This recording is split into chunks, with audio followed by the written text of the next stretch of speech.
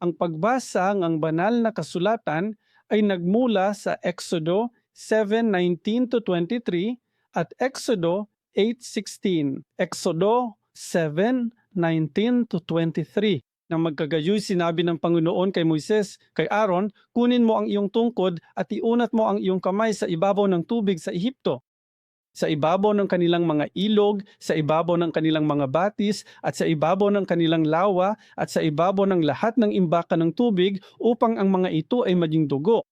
At magkakaroon og dugo sa buong lupain ng Ehipto, maging sa mga sisidlang kahoy at maging sa mga sisidlang bato. Kaya't sina Moises at Aaron ay namuhay ayon sa inuutos ng Panginoon. At itinaas niya ang kaniyang tungkod at hinampas ang tubig na nasa bundok sa tagiliran ni Faraon at sa paningin ng kaniyang lingkod. At ang lahat ng tubig na nasa ilog ay naging dugo, at namatay ang mga isda na nasa Nilo, at bumaho ang Nilo, kaya't hindi makainom ng tubig mula sa Nilo ang mga Ehipsyo, at ang dugo ay kumalat sa buong lupain ng Ehipto. Ngunit ginawa rin ito ng mga salamangkero ng Ehipto gamit ang kanilang mga lihim na kasanayan. At ang puso ni Faraon ay nagmatigas at hindi niya sila diminig gaya ng sinabi ng Panginoon. Pagkatapos ay tumalikod si Faraon at umuwi sa kanyang bahay na hindi man lang nabahala. Exodo 8:3. At ang mga palaka ngayon ay dadagsa na ahon at papasok sa imong bahay, sa imong silid tulugan at sa imong higaan, at sa bahay ng imong mga lingkod, at sa imong bayan, at sa imong mga horno, at sa imong mga masahan.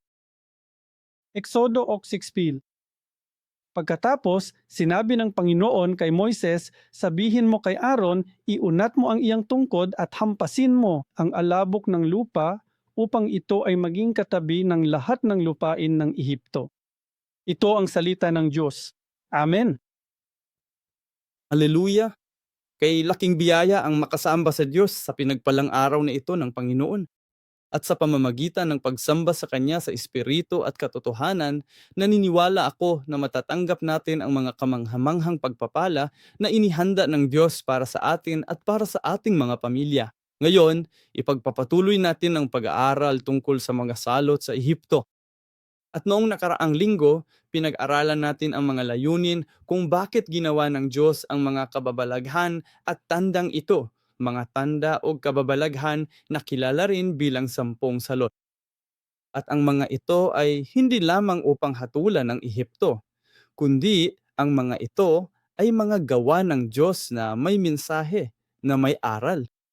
At sa pamamagitan nito, hindi lamang hinatulan ng Diyos ang Ehipto na umaapi sa bayan ng Diyos, hinatulan din niya ang mga huwad na Diyos na sinusunod at pinaniwalaan ng Ehipto at maging ng ilan sa mga Israelita. At hinayaan niyang maunawaan at makita ng mga Israelita ang tunay na katotohanan, ang tunay na imahe, kung gaano kapangit, gaano karumi, gaano kahayahiya ang kasalanang ito. At kaya ang tunay na larawan sa pagkahulog ng sangkatauhan. At ang Ehipto ay kumakatawan sa mundong ating ginagalawan. At sa pahayag, makikita natin ang mga katulad na salot na binanggit. At sa huling panahon, gayon din, ang mundo ay hahatulan sa pamamagitan ng mga salot na ito. Ang masasama, ang mga hindi sumasamba sa Diyos, ang mga lumalapastangan sa pangalan ng Diyos ay hatulan gamit ang mga salot na ito. Ngunit ang mga paghatol na ito, kasabay nito ay isang aral at isang mensahe at isang daan ng kaligtasan para sa kanyang bayan. Kaya parang ipinapakita ng Diyos ang tunay na pagkakakilanlan ni Satanas sa likod ng Ehipto.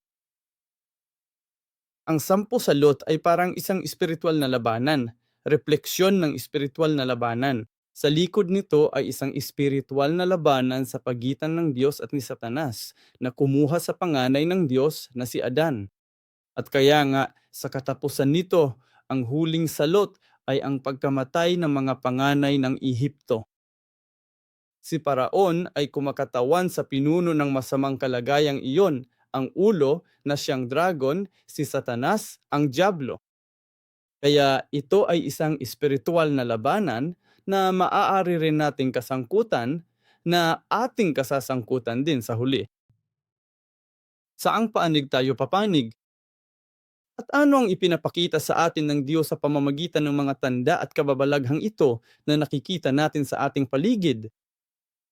Naniniwala ako na ang COVID-19 na ito ay isang malaking kababalahan at malaking sinyales. May mga digmaan, lindol, bagyo at iba't ibang natural na sakuna o mga sakuna na gawa ng tao. Ngunit lahat ng mga bagay na iyon ay nangyayari sa iisang rehiyon o isang lugar o isang bansa. Pero itong COVID-19 ay nasa buong mundo, pandemya, di ba? At kaya ito ay isang malaking kababalahan. Nagdudulot ito sa ating ang pag-iisip.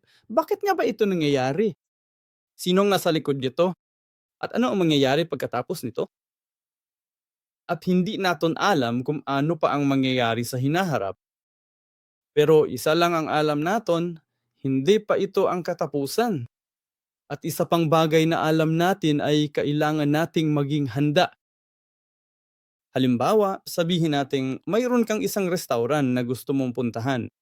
Masarap ang pagkain. Maganda ang pagkakakawa ng serving hall. Maganda ang serbisyo. At kaya pumunta ka doon. Pero balang araw magkataon ka ng pagkakataong pumunta sa kusina. At sa kusina, kung makikita mo, halimbawa lang ito, na may mga ipis at dumi ng daga, babalik ka pa ba sa restaurant na iyon? Makabagong kalagayan sa kultura. Mga industriya, maunlad, konstruksyon, mga tao, makapangyarihan at mayaman. Gusto ng lahat na maniran sa Ehipto. Gusto ang lahat na maging katulad ni Paraon at ng mga Ehipsyo. Ito ay maggarbo. Maganda ito. Gayunpaman, ipinapakita ng Diyos sa pamamagitan ng Ehipto ang tunayan na pagkakakilanlan, ang realidad na kasalaan, ang kalagayan ng kasalaan. Sa huling panahon, sa pahayag kabanata 18, sinasabi ng Diyos sa kanyang bayan, lumabas kayo sa Babylonia, lumabas kayo sa lungsod ng kasalanan, lumabas kayo sa inyong kinaroroonan ng kasalanan. Naway maging pagkakataon ang pagkakataong ito para tayo lumabas, magsimulang umalis sa lugar na iyon ng kasalanan o sa ating mga pamamaraan ng kasalanan, sa ating buhay ng kasalanan. Kung hindi gagawin iyon ng Diyos, kung hindi ihahayag ng Diyos ang tunay na pagkakakilanlan ng mga Diyos na ito o ng makasalanang kulturang ito, hindi kailanman palalayain ni Paraon ang kaniyang bayan. At maari walang lakas ng loob ang mga Israelita na umalis sa bansang iyon. Kaya't ating pag-isipan ang unang tatlong salot ngayon. Una, ginawang dugo ng Diyos ang tubig ng Nilo. Eksodo Kabanata 7, mga talata 14 hanggang 25. Nung panahong iyon, sinasamba ng mga Ehipsyo ang ilog Nilo. At ang pangalan ng Diyos ng Nilo ay Hapi. Ngunit hinatulan ng Diyos ang Diyos-Diyosang iyon, ang huwad na Diyos na iyon, sa pamamagitan ng pagpapalit ng tubig ng Nilo na dugo. Ano ang espiritual na kahulugan nito? Ipinakikita sa ato ng Diyos kung ano ang kalagayan ng makasalanang mundo. Ang ilog Nile na ito ang pinagmulan ng kasaganaan, pinagmumulan ng kasaganaan sa Ehipto. Ang ilog Nile na ito ang pinagmumulan ng kasaganaan. Kahit na nagkaroon ng tagtuyot at taggutom sa ibang mga bansa, ayos lang ang Ehipto dahil mayroon silang ilog Nilo na hindi natutuyo. At ayon sa Deuteronomio, Kabanata 11, mga talata 10 hanggang 12, ipinaliwanag ng Diyos na ito ang ilog kung saan kumukuha ng tubig ang mga tao, parang irigasyon. Kinukuha nila ang tubig na iyon papunta sa kanilang mga bukid at sa makatuwid, umaasa sila sa ilog na ito. Ang ilog Nilo na ito ay sumisimbolo sa pinagmumulan ng kasaganaan sa mundong ito. Ang ilog Nilo na ito ay kumakatawan at sa makatuwid, kapag maganda ang ani, kapag sagana ang ani, sino ang kanilang niluwalhati? Niluwalhati nila ang Diyos ng Nilo. Pinuri nila ang kanilang sarili dahil sa kanilang pagsisikap na makaahon sa tubig. Basahin natin ang Deuteronomio, Kabanata 11, mga bersikulo 10 hanggang 12. Sapagkat ang lupain na iyong pinapasok upang ariin ay hindi gaya ng lupain ng Ehipto na iyong pinanggalingan, na doon ka naghasik ng iyong binhi at dinidiligan ng iyong paa na parang taniman ng mga gulay. Kundi ang lupain na inyong tatawirin upang ariin, isang lupain ng mga burol at mga lambak na umiinom ng tubig mula sa ulan ng langit, isang lupain na inaalagaan ng Panginoon mong Diyos. At ang mga mata ng Panginoon mong Diyos ay laging nasa ibabaw nito, mula sa simula hangtod sa katapusan ng taon. Kita niyo, inihambing ang Diyos ang lupain ng Ehipto at ang lupain ng Kanaan. At ang pagkakaiba ay ang tubig ang pinagmumula nito.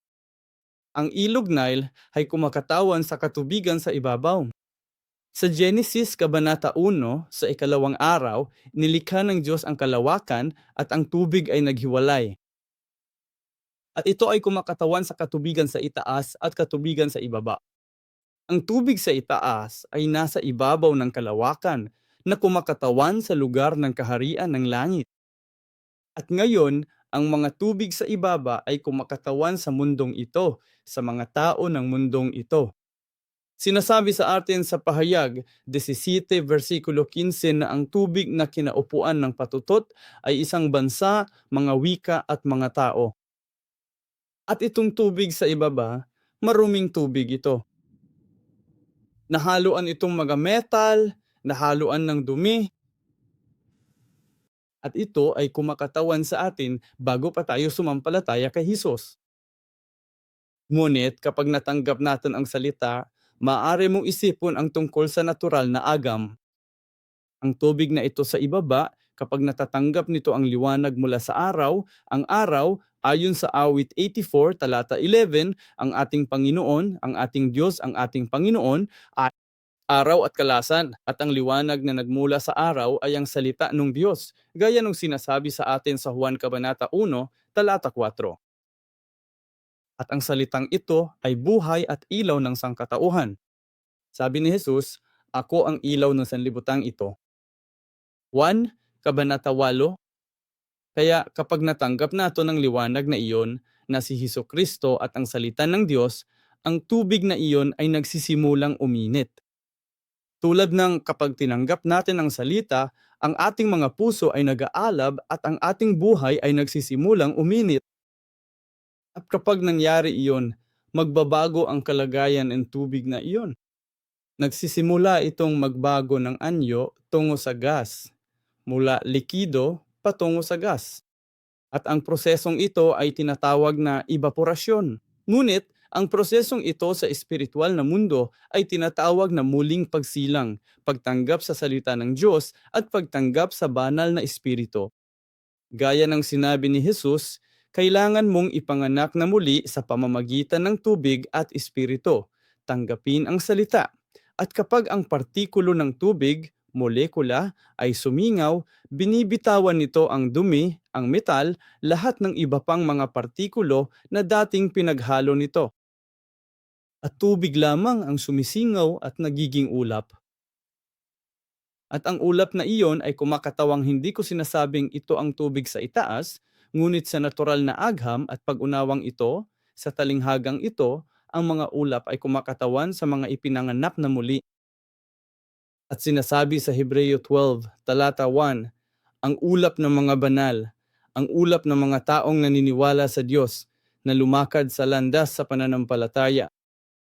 Kaya ang tubig, ang ilog Nile, ay kumakatawan sa tubig sa ibaba. Ngunit sa kanan, ang tubig ay nagmumula sa itaas.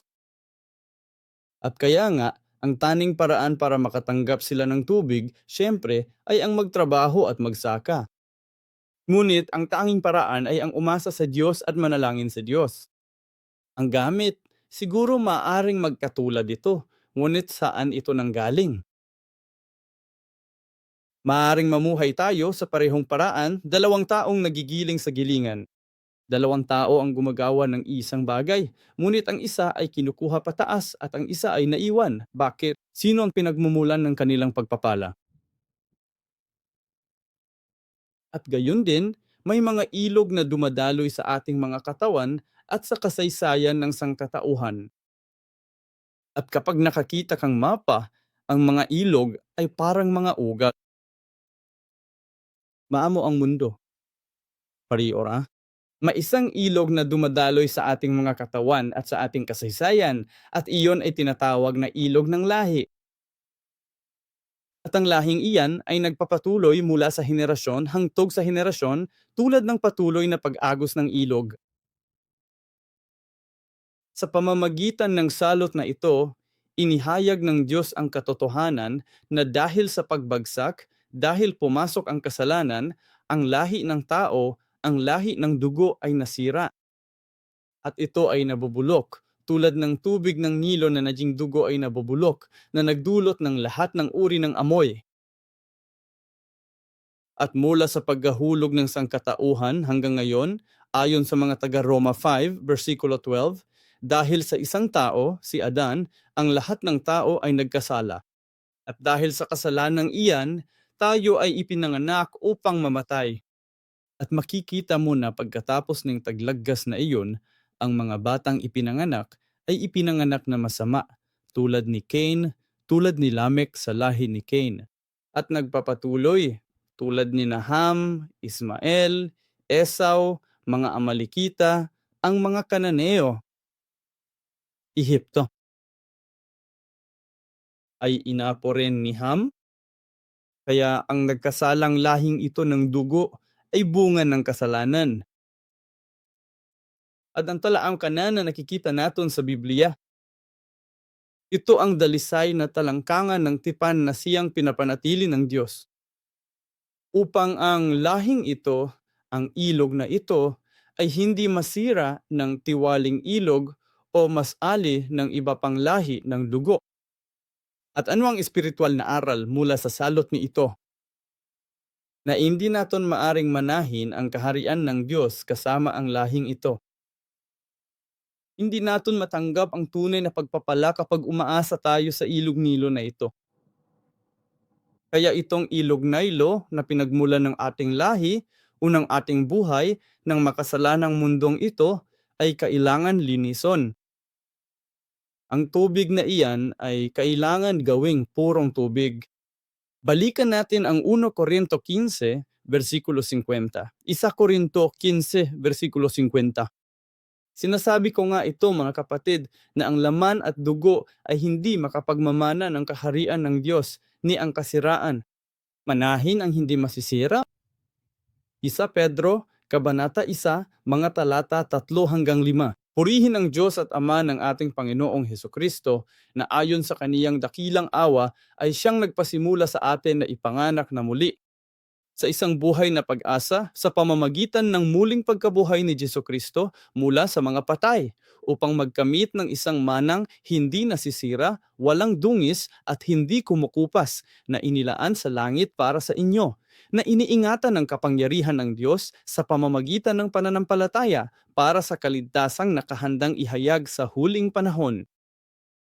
At pagkatapos ay sa Juan Kabanata 1, versikulo 12, datapuat ang lahat ng sa kanya ay nagsitanggap, ay pinagkalooban niya sila ng karapatan maging mga anak ng Diyos sa makatuwid bagay ang mga nagsisisampalataya sa kaniyang pangalan. At pagkatapos sa Juan Kabanata 4, versikulo 14, sinabi ni Jesus, "Ngunit ang sinumang uminom ng tubig na ibibigay ko sa kanya ay hindi na mauhaw magpakailanman. Ngunit ang tubig na ibibigay ko sa kanya ay magiging isang balon na tubig na bubukal sa kanya patungo sa buhay na walang hanggan." 1:6.63. Ang Espiritu ang nagbibigay buhay. Ang laman ay walay pakinabang. Ang mga salitang sinabi ko sa inyo ay Espiritu at buhay. 1:7.38. Ang sumasampalataya sa akin, gaya ng sinasabi ng kasulatan, ay aagos mula sa kaibuturan ng kaniyang puso ang mga ilog ng tubig na nagbibigay buhay. Kailangan natin ng tubig na ito. Kailangan natin ang tubig na ito upang palitan ang ilog Nilo. Kaya naman, hindi tayo maaring umasa sa laman at dugo, kundi kailangan nating umasa sa espiritual na tubig na ibinibigay sa atin ni Jesus. Kailangan natong ipanganak muli sa mga espiritual na nilalang. At kaya nga, Binibigyang diin sa atin ni Apostol Pablo sa mga taga-Roma, Kabanata 8, na kailangan nating magsanay. Kailangan nating lumipat mula sa ating buhay na makalaman patungo sa buhay na espiritual. Ang buhay na dating umasa sa nilo ay patungo sa buhay na umasa sa espiritual na pagpapala, espiritual na tubig ng Diyos. Kaya nga, kailangan nating ipanganak na muli sa espiritu upang manahin ang kaharian ng Diyos.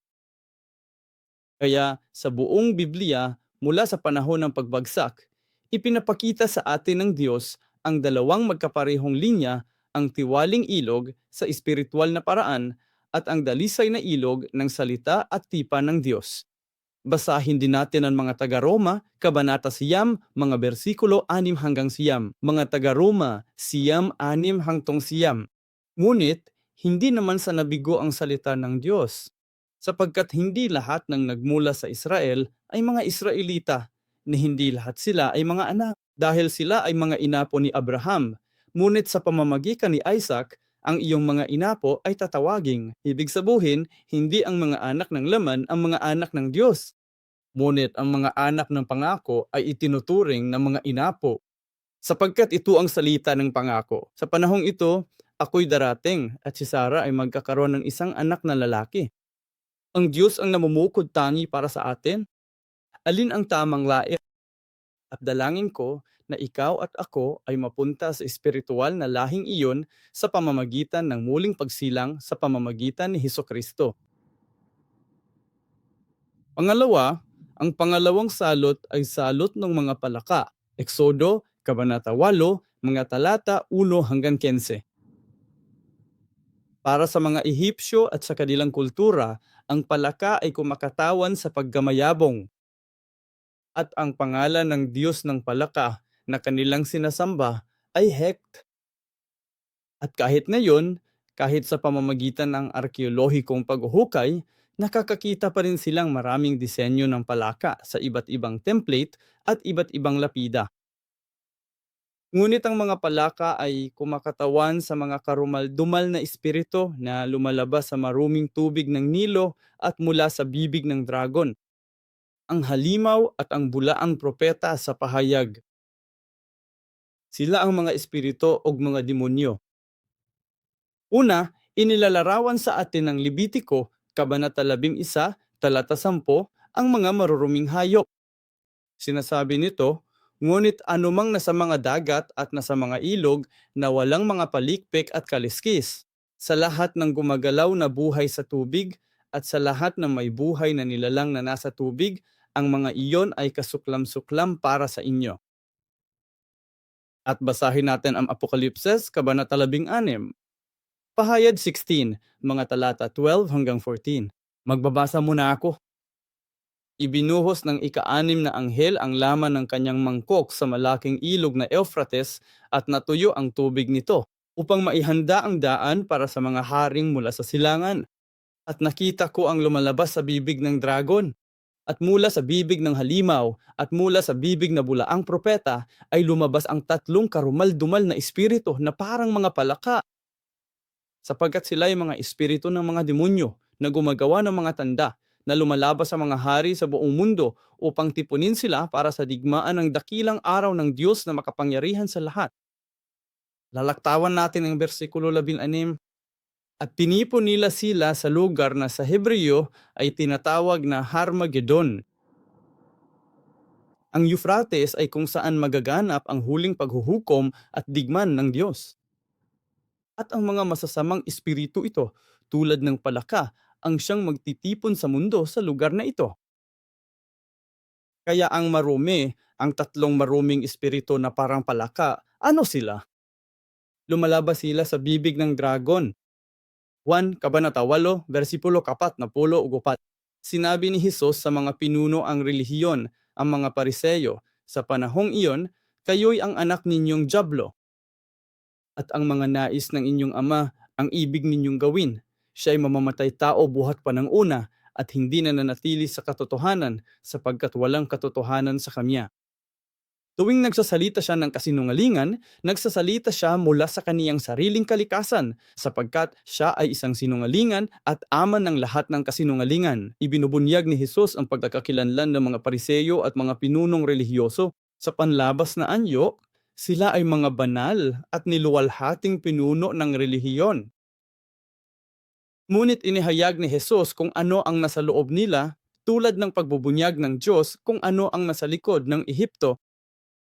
Sa pahayag, Kabanata 12, mga talata 3 hanggang 9, nakikita natin ang isang dragon na sinusubukang lamunin at patayon, ang anak na ipanganak at ang babaeng may anak na lalaki. Sa talata 7, sinasabi nito, nagkaroon ng digmaan sa langit. Si Miguel at ang kaniyang mga anghel ay nakikipagdigma sa dragon. Ang dragon at ang kaniyang mga anghel ay nakipagdigma at sila'y hindi nagkaroon ng sapat na lakas at wala ng lugar para sa kanila sa langit. At ang dakilang dragon ay inihagis pababa. Ang matandang ahas na tinatawag na Diablo at Satanas ang dumadaya sa buong sanlibutan. Siya ay inihagis sa lupa at ang kaniyang mga anghel ay inihagis na kasama niya. Pahayag, Kabanata 13, versikulo 4. Sinamba nila ang dragon dahil ibinigay niya ang kaniyang kapamahalaan sa halimaw at sinasamba nila ang halimaw na nangagsasabi, sino ang katulad ng halimaw at sino ang makalaban niya?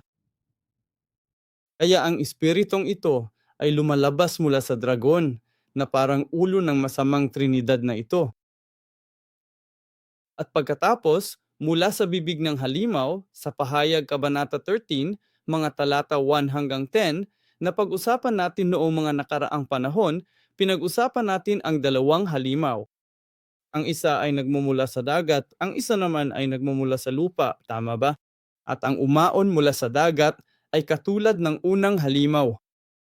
Ang unang hayop ba ay katulad ng hayop na ito na kung saan ang espiritu, masamang espiritu tulad ng palaka ay lumalabas. At ang pangatlo, mula sa bibig ng bulaang propeta. Para itong pangalawang halimaw na lumalabas mula sa lupa. At siya ay parang isang pinuno ng relihiyon. Nagsasalita na parang isang propeta. Ngunit siya ay isang bulaang propeta na nag-akay sa mga tao na sumamba sa halimaw at sa dragon. At pagkatapos, sa Eksodo Kabanata 8, talata 3 ay nagsasabi sa atin, sinasabi nito sa atin na ang mga palaka ay nasa mga higaan at mga mangkok. Upunoon ng mga palaka ang Nilo na aon at papasok sa imong bahay at pasok sa kwarto mo. At sa iyong higaan at sa mga bahay ng iyong mga lingkod at sa iyong bayan at sa iyong mga horno at sa iyong mga masahan. Ano ang ibig sabihin ng may mga palaka sa iyong kwarto at mga palaka sa iyong kama? Tandaan, ang mga palakang ito ay kumakatawan sa mga maruruming espiritu. Ano ang mangyayari kung ang karumaldumal na espiritu ay makaapekto sa iyong higaan? Ezekiel 23, mga bersikulo 17 hanggang 18. Dumating ang mga taga-Babilonya sa kanya sa higaan ng pag-ibig at dinungisan siya ng kanilang pagpapatutot. At nang siya'y nadungisan na ng mga ito, siya'y nasuklam sa kanila. Inilantad niya ang kanyang mga pagpapatutot at inilantad ang kanyang kahubaran. Tapos, nainis ako sa kanya. At nainis na ako sa kapatid niya. Santiago, Kabanata 4, versikulo 4. Kayong mga mangangalunya, hindi ba ganinyo nalalaman na ang pakikipagkaibigan sa sanglibutan ay pakikipag-agalit sa Diyos? Kaya nga, sinumang nagnanais na maging kaibigan ng sanlibutan ay ginagawa ang kanyang sarili na kaaway ng Diyos. Hebreo Kabanata 13, versikulo 4. Dapat igalang ng lahat ang pag-asawa at ang higaan ng mag-asawa ay huwag madungisan. Para sa mga mapakiapid at mga mangangalunya, hahatulan silang Diyos. Kung ang karumal-dumal na espiritong ito, ang karumihang ito, ay dumating at dinungisan ang higaan, ayon sa wika ng Biblia, dinungisan ang higaan. Ito ba ay pakikiapid, pangangalunya na siyang dumudungis at nagpaparumi sa mundong ito ngayon? Pangalawa, ang mga palaka sa mga mangkok, ang mga karumaldumal na espiritu sa pagkain. Mula pa sa simula, Ang pagbagsak ng sangkatauhan ay sanhi ng maling pagkain, pagkain ng maling bagay, pagkain ayon sa panlinlang ng masamang espiritu. Ang pagkain ay hindi lamang tumutukoy sa pisikal na pagkain ng pagkain, kundi pati na rin sa paggamit, paglalagay at paggawa ng isang buhay na akin at pati na rin sa pagkain ng kaalaman. Pagpasok ng kaalaman, ang Ehipto ang nagbigay ng lahat ng iyan. Ang mundong ito ngayon ay nagbibigay ng maling pagkain para sa atin at sa ating mga anak. Sinasabi sa atin ni Jesus na maging maingat sa atin kinakaon. May mga bagay na hindi natin dapat kainin sa buong Biblia, ngunit may mga bagay din na sinabihan tayong kainin na ibinibigay sa atin ng Diyos, tulad ng mana mula sa langit, tulad ng kay Jesus na ito ay tinapay at alak sa espiritual na paraan. Prutas, ang bunga mula sa puno ng pagkakilala ng mabuti at masama ay hindi natin dapat kainin. Ngunit ang bunga mula sa puno ng buhay ay dapat nating kainin. Dalangin ko na ikaw at ako ay maprotektahan mula sa mga espiritong ito, masasamang espiritu tulad ng mga palaka. Naway pangalagaan ng Diyos ang ating mga tahanan, ang ating mga pamilya, ang ating mga mangkok, ang ating mga higaan, upang ang kadalisayan ay manatili sa atin. Ang kabanalan ng Diyos, ang pagtatalaga ay mapangalagaan. At panghuli, ang ikatulong salot, mga lambat. Exodo, Kabanata 8, mga talata 11 hanggang 11. Sa orihinal na wika, ang lambat na ito ay parang mga lamok. Babasahin ko ang Exodo, Kabanata 8, talata 16. Pagkatapos, sinabi ng Panginoon kay Moises, sabihin mo kay Aaron, iunat mo ang iyong tungkod at hampasin mo ang alabok ng lupa upang maging mga kuto sa buong lupaing ng Ehipto. Awit 105, versikulo 31. Siya'y nagsalita at dumating ang mga langaw at mga niknik sa buong kanilang teritoryo. Ibig sabihin, ang mga niknik ay parang mga pulgas o kuto o parang mga lamok. Ang karaniwan ay sinisipsip nila ang dugo ng tao o ng hayop.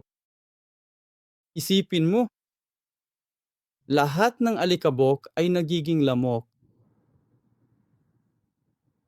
at nagsisimula ng simsip ng dugo ang mama ito. Isipon mo na lang na may kagat ng lamok sa buong katawan mo. At ang mga bagay na ito ay nagdala ng mga mikrobyo at sakit. Mga nilalang na kailangan sumipsip ng dugo ng iba. Iyan, sa ganang sarili nito ay isang sumpa, pero kailangan nilang sumipsip ng dugo ng iba para mabuhay. Para sa kanila, para magparami at mabuhay. At resulta rin iyan ng pagbagsak. Ngunit ang isang bagay ay ginawang lambat ng Diyos ang alikabok. At ang alikabok na ito sa Hebreo ay nasa malayo. At ang afar ay lumilitaw sa Genesis 2, talata 7. Pagkatapos, hinubog ng Panginoong Diyos ang tao mula sa alabok ng lupa. Malayo ang alikabok na ito. At hininghaan niya ang kaniyang mga butas ng ilong ng hiningang buhay, at ang tao ay naging isang nilalang na may buhay. At pagkatapos ay sa Genesis, Kabanata 3, versikulo 14, pagkatapos ng pagbagsak, sinabi ng Panginoong Diyos sa ahas, dahil ginawa mo ito, isinumpa ka ba? Higit pa sa lahat ng baka, at higit pa sa bawat mabangis na hayop sa parang. Sa iyong tiyan kalalakad at alabok ang iyong kakainin sa lahat ng mga araw ng iyong buhay. Sa malayo, kakaringga. Ito ay nagiging pagkain ng ahas. Siyempre, ito ay isang espiritual na wika dahil ang mga ahas ay hindi kumakain ng alikabok para sa kanilang pagkaon. Genesis, Kabanata 3, talata 19. Ito ay matapos makipag-usap ang Diyos sa ahas.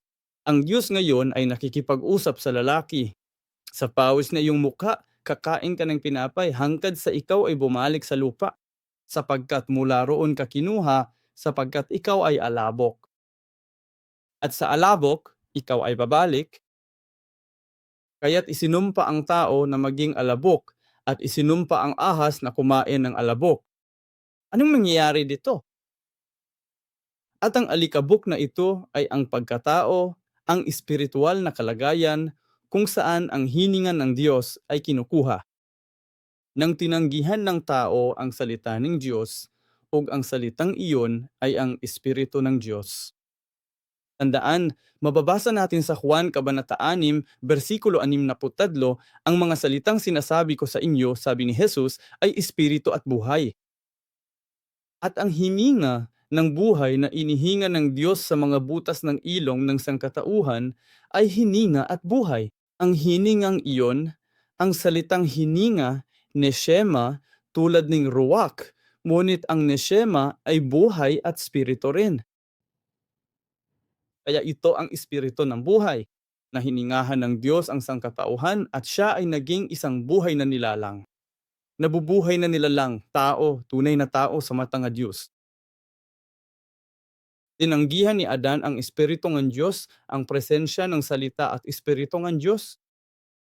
At sa makatuwid, sa espiritual na paraan, siya ay napalayo. At ang alikabok na ito ay nagiging mga nilalang na sumisipsip ng dugo. Para silang mga parasito, pagsipsip sa dugo ni Hesukristo.